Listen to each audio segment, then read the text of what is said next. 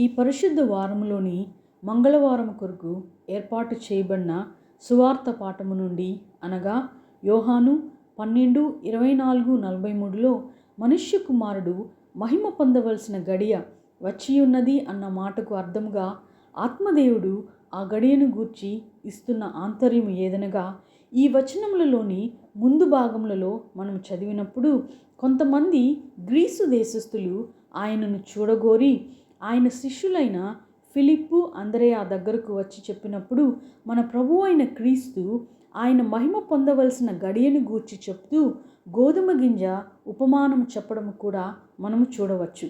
ఇక్కడ మనము తెలుసుకొనవలసిన విషయం ఏదనగా, గ్రీసు దేశస్థుల రాకతో ఆయన మరణము యూదుల కొరకు మాత్రమే కాదు, కానీ యూదులు కాని వారికి అనగా అన్యజనులైన మన కొరకు ఆయన తన ప్రాణమును పెట్టే గడియ వచ్చి ఉన్నదని ఆత్మదేవుడు బయలుపరుస్తున్న సారాంశం.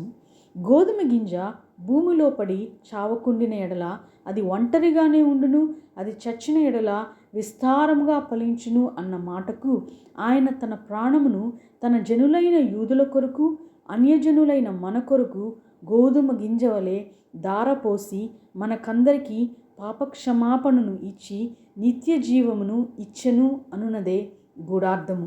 ఆయన చనిపోయినది యూదుల కొరకు, క్రైస్తవుల కొరకు మాత్రమే కాదు, కానీ అన్యజనమైన నా కొరకు, ఆయనను నమ్ముకున్న, ఆయనను నమ్ముకోబోతున్న మానవాళి కొరకు.